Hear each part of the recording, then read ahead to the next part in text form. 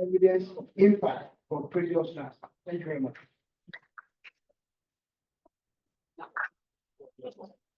Thank you, Sam. So, Olasumo. Yes.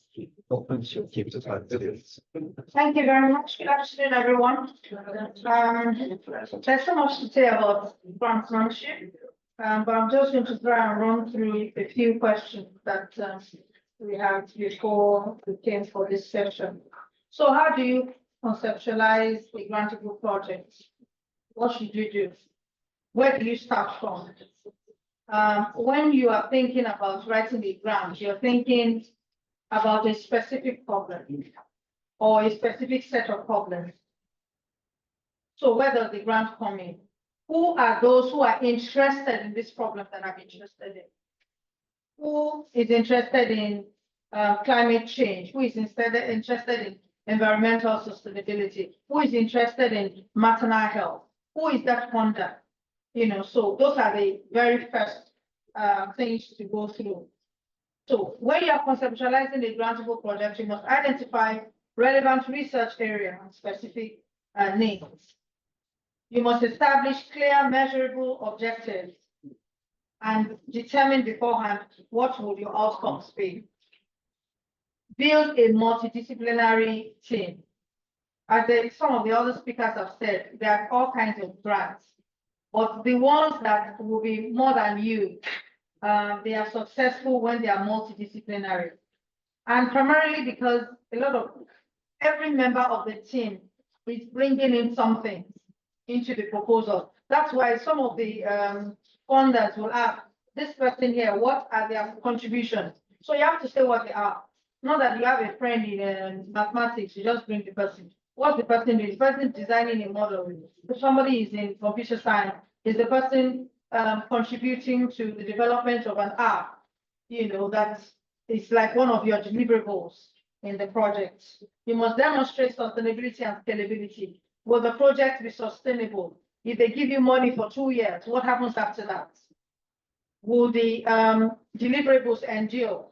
What do you plan to do to ensure that this is scalable? And most of the time, sometimes when the deliverable or the outcome of the project cannot be, it's not scalable, it may not scale through. If you cannot demonstrate sustainability, okay, if you give us money for 5 years for this project, after 5 years, this project can generate its own income and sustain itself, then you have a better chance. If you can't demonstrate that, then you have the better chance of winning the grant. Then highlight your unique strength, the strengths of the team, the strength of your institution that will enable you, to accomplish what you say you will accomplish in the grant. The next thing is to build. What do you do when you're building a team of researchers? Determine what does the project need, what competencies. We were just designing. So you need to determine what are the projects, and that is what determines the personnel on the team. Trying to move very, very quickly. Also, in trying to execute a project, there's need for planning, there's need to prepare, and when you are implementing, you need to determine what the tasks are. I'm trying not to go too deep because there's really grants.gov, Foundation directly online, Grant Watch, as well as sponsored programs information network. Those are important platforms for you to access grant opportunities. Also, with your networks and opportunities, and relationships, when you come for a conference like this, you're discussing with your colleagues, and they're saying, this is my area, this is my area. You have a lot of scholars in this conference who are from the North. And the beautiful thing I must tell you is that a lot of those grants from the North are requiring that somebody from the South, some competencies from the South are on the project. I'm on 1 or 2 projects because the grant states that the PI can be from the North, but the core eyes must be from the South, the place where the research will take place. The same thing goes for gender. Some funders have some bias and they insist that you must put women on the team. In fact, some projects will go through if the PI is a woman. I'm not saying all the grants should be, but you have. Read and understand the guidelines. Very, very important. Prepare a strong proposal. So, what do grant institutions look for in a proposal? The very first thing, if my presentation had been projected, you would have seen in uppercase, ability to adhere to guidelines. You see, when you go to a funder's page and you have something can be found here, something can be found here.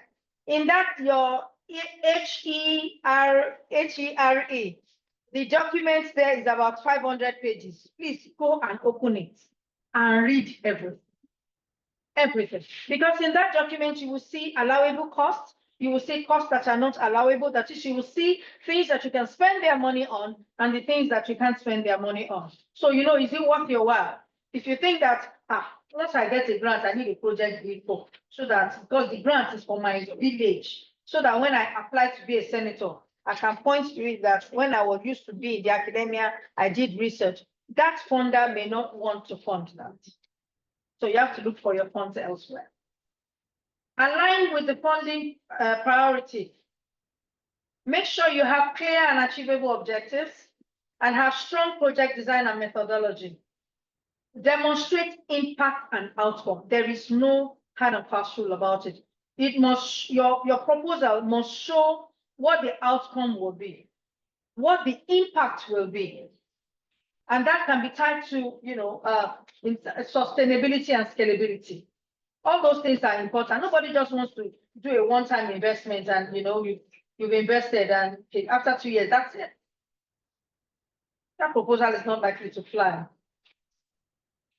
And from my office, I know that organizational capacity is very important. Demonstrating the capacity of your institution or your support system to help you to achieve what you set to achieve in your proposal is extremely important. Ethical issues, honesty and transparency. And when you're on the field, informed consent is very important. You can't just, also from my office, there was a grant that was lost just because of an insensitive comment about treatment of animals. It was going to be a research that would involve use of mines. And they said, what if you don't find enough mines, you know, to do this? What are you doing with the mines in Lagos? There are plenty. We can just kill them and have more. The person lost almost up to $300 million in funding, yes. An insensitive comment at the very last stage of interview, yes. So those things are very important. Ethical issues, the treatment of human beings, the treatment of animals, very, very important. Intellectual property and plagiarism. You know, you must understand how that will be treated. And your research would involve innovative products. How will it be treated? What will happen? Who is owning what? And all of those would also be part of, particularly when you belong to a consortium, you know, maybe the lead organization or institution is in the UK or in the US or anywhere in the Americas or Asia. It must be determined beforehand who is owning what, who has access to what, which institution is housing the data, how do we access the data? If it involves, you know, products that will go on to commercialization, who is collecting what percentage and things like that. All of those things must be sorted out. And you must be transparent in reporting and in dissemination of your research findings. What are the common research deliverables? Publications and reports, financial reports, performance reports. In fact, keeping reports for some grants is more tedious than the proposal. I know of some of our colleagues on some research, every month, their report is about 250 pages every month. Every month. Of course, this is a grant that's in millions of dollars. Every. What's on which other deliverable? Data sets, raw and processed data, software and tools, educational materials in terms of curriculum that you may have developed, depending on the nature of the grant, workshop and training materials. And then you have policy briefs and practice recommendations. So sometimes you come up with a policy brief and you present it to political actors who are able to uptake, the findings of your research and make something of it for a better society.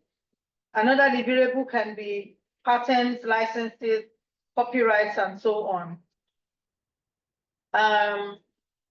From the standpoint of our institution, the University of Lagos, and my office, we organize periodic grant writing capacity strengthening workshop for our researchers here.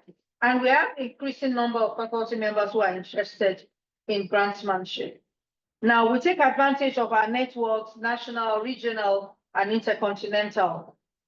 We take advantage of the ARUA network, which is the African Research Universities Association. We have all kinds of, because of that ARUA, we are members of consortiums with institutions in the UK, in Europe, in the Americas, so that our researchers are exposed. It's one of the ways that we also access grant opportunities. In fact, a lot of them are closed to only members of that network. So networking is the route to go to in order to, access grant opportunities. Yeah. Thank you very much for listening.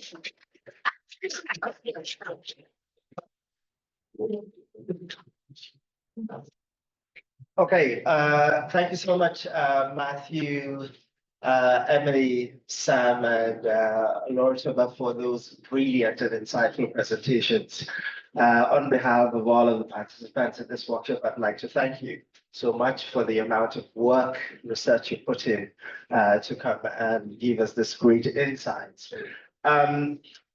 I'm not going to sort of go back and revisit all of the important points that have been raised, but I think I could just give a quick summary. A number of things. One, in terms of where you get information about grants, professional associations, and networks. You want to have concrete deliverables. What is it exactly you want to achieve with your grant? You need to sort of hint at the transitions in your research. Last year or 3 years ago, I did a book. Now that book said this. This time around, I'm building on that research to do this, right? Researchers, funders want to see the shift in your research, right? That transition, and Matthew talked about that. The feasibility of your project, is this something you can do in 2 years or 3 years? You're suggesting something that you need to do in 10 years, but you claim that you're going to do it in 8 months. Everybody will think you're not serious, right? So the feasibility of the project matters. Ethical issues, the structure, the format, and the requirements for the particular grant. And to go back to what Loretta was saying, essentially, you need to pay attention to details. Don't skim through anything. Go back and read carefully instructions for a grant. The relevance of the literature that you're citing. If you're doing something, a proposal on AI, but you're quoting books written in 1974, nobody's going to pay attention to you. So relevance of literature is very important. In some cases, most academics are usually very proud people. So they're going to send your application, your proposal, essentially, to a specialist in that field. If they don't see their book in your proposal, you're in trouble. It's very simple. It's like, who's this? You're writing on Nollywood, or you're writing on comedy, but you don't cite all of this important work. And this is the person who is reviewing that application. They just trash it, right? So a realistic budget. Please, when you're doing your budget, don't start planning for a second wife. Uh, you know, those kinds of things. Don't start planning for the next big car, that Camry that your neighbor has that you want to buy. Don't plan for those things. And problems and funding, and I think this is really very important. Loretta hinted at this. Funders are particularly invested in particular intellectual outcomes. And so you need to sort of speak to those concerns, those visions and aspirations of funding agencies. And what that means is it's not only important to read information about the funding, it's important to even read the vision of that institute of the funding agency so that you can sort of tweak and spin your research to speak to those concerns and interests, right? Now, I'm going to give you a few tidbits that I think are also very helpful, and I'm going to be very quick. And hopefully, I don't know who's in charge of all of this. If you want, I'm happy to offer all of you a sample proposals to help you with when you write, because, yeah. I'm happy to give you my postdoc proposal. I'm happy to give you my PhD proposal. I'm happy, any damn thing you want, I'm happy to share that information. Now, but there are a number of things I need to say. One, please always front load your objectives. I say it's front load your objectives. Evaluators of research projects are very busy people. I don't have time to waste. This research project is concerned with 1, 2, 3, stop. What I am looking for afterwards is how you scaffold the proposal to persuade me that those objectives are achievable. So once I read your objectives, I would know whether or not you know your damn shit. It's that simple. So don't waste time. Put your objectives in front. Before you write context, before literature review, before methodology, state your objective 1, 2, 3, full stop. Be very clear about it. Always front load your objectives. Number 2, contextualize your work. Your work is only relevant within a particular context, right? What has been done would determine whether what has been done and what's missing would determine whether or not your work is considered important. So always contextualize your work. I'll give you a quick example with a research project that I'm doing now. I'm writing a book on a particular Nollywood film director. Now, there's a lot of work that has been written on African film directors who work on the celluloid technology, right? But very little research has been done on individual Nollywood film directors. There's a lot that has been written on Nollywood, but not individual Nollywood directors. There are 3 edited books, one on Tunde Kalani, one on Hule Afolai. They are edited books, no one monograph. So there's a gap in the field. Why would that project serve? The context is there's no work on Nollywood directors.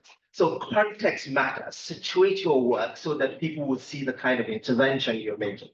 Okay? Conceptual innovation. What is it you're bringing to the field? What is the concept? It's not invoking theoretical pyrotechnics would not solve it. Don't be quoting French theory, Foucault, Derrida. Explain what is your concept. Simple. A brilliant Nigerian student just wrote a piece in the Journal of African Literature on Wahala. She was theorizing what Wahala means. I'm not kidding. So look for a concept, an idea, something that you want to say that becomes a conceptual grid that you use to hold your work together. That thing that connects all of your chapters, right? Put it in one place. It could be just one word. Conceptualize it so that people see that this is the thing that you're bringing into the field. Rich substantive content. Even if you're writing your proposal is on one book, know that book inside out. Show your readers that you know your subject matter. You know the what, the when, the why, the how. Provide details, right? Because it's the richness of the information that you're giving that would capture the attention of your funders. Somebody talks about methodology, a whole section. But let me just give you one key. It's not enough to say this is my methodology. you have to explain why you chose that methodology above the others. Don't say my methodology is this, formalism, all of that crap. Why is it important? Why did you choose that beyond other, way and above other methods that are available? That's why your explanation of methodology would sort of gain traction. Suitability of the advisor or the institution. If you're applying to go to a PhD somewhere, or you're applying to go to a postdoc somewhere, the person who is going to oversee that project must be a specialist in the field. So for example, you're applying to go do a PhD in the Institute of African Studies at the University of Carleton, right? And you're doing your research on linguistics. And you say that you want to go to Carleton because of Professor Otieno. Doesn't make sense. Professor Otieno is not a linguist. You get the point. Professor Otieno is a literary and cultural studies scholar. He does work on African popular art. But if you talk about rumors, those kinds of things, that's the person to go to, right? So there has to be the suitability of the advisor, or even the suitability of the institution you are going to. Does that institution have a lot of resources that you need to do that kind of work, right? And then this is very important. This is very important, please. Reference letters. Reference letters are very powerful. The problem is that in Nigeria, like all British institutions or all institutions connected to Britain or British culture, the reference letters we write here are not powerful. If you, in North America, people write reference, you're making a pitch, people will write reference letters 4 pages. If you tell any lecturer in Unilag to write a reference, say, yeah, I know Lauren Thomas, she was in my English 255, and she's a good girl, and sign. So look for people who know how to make a pitch on your behalf, because reference letters is very powerful. That's one dimension of it. But also there's something else. If I am reading a proposal, a postdoc, or any grant, and I see that Professor Otieno wrote a reference letter for you, I say, okay, it's fine. It means this project is good. Because I know him, I know his quality of work, right? If he sees a reference letter from me in any application, he says, okay, it's Paul, it's fine. It's, you know, these are unspoken assumptions. If I see a reference from Matthew, I know who Matthew is. So if he's saying, I trust this project, I will trust it. You get my point? So look for the big shots in your field to write reference letters for you, because their names will ring a bell when you're evaluating those research projects, okay? And then finally, please, read. The quality of your writing is going to be determined by the depth you need. If you read 5 books, it will show in the proposal. If you read 50, it will show in the proposal. So the more grounds you cover in the field, the more that's going to inform the quality of your research. Okay? Now, you've got a lot of information. I know you have loads of questions. So let's begin to take questions. I'm going to stand here. And please, when you're asking your questions, what time do we have? We have up to half an hour. We have half an hour. Please, I know all of you are researchers and you like to talk a lot. Just be very brief. I want a simple sentence if you ask me a question. Just don't round it around, okay? So that we can take as many as possible. Okay. Time for questions. Yeah. Okay. So the question is, we're getting distracted. Question is, what's the difference between fellowships and grants? Fellowships and grants. I know Matthew is still there. Any of the panelists wants to answer that question? Yeah. Fellowships are a form of grants. Okay. So you can cover, it depends on what the scholar is interested in. You can cover travel, working, subsistence and things like that, and it's for a specific period of time. But the fellowship to tour some institution in another country for 5 weeks or for 3 months, or so they can range from 1 week or a few days to 1 year. Yeah, so. Fellowship is legally required that you leave your institution, the institution, or you can say your institution and be your grant. Oh. Matthew, any sort of comments, and Emily? People are asking for the differences between grants in general and fellowships.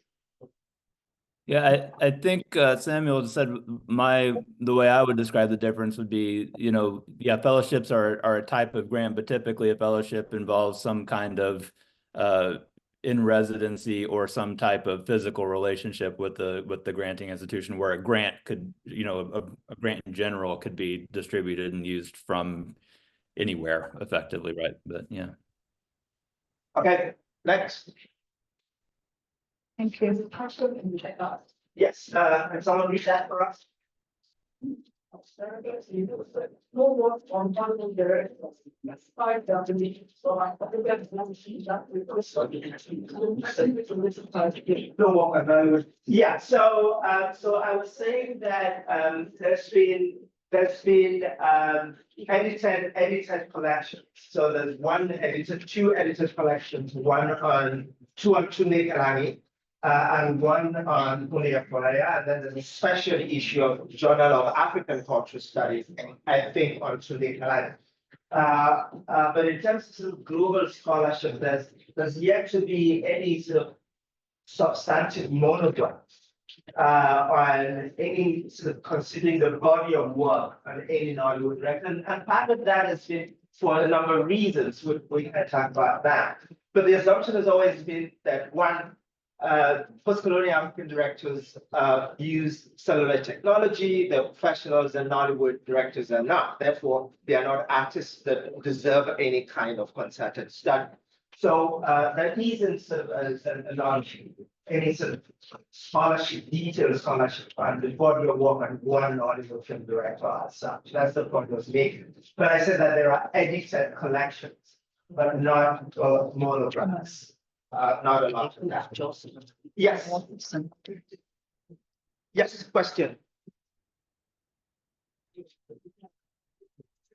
My question is, I did want applications from undergraduate students. Yeah. Okay, yeah, I hear the question. So this question is whether there are grant applications for undergraduate students. Yes, there are.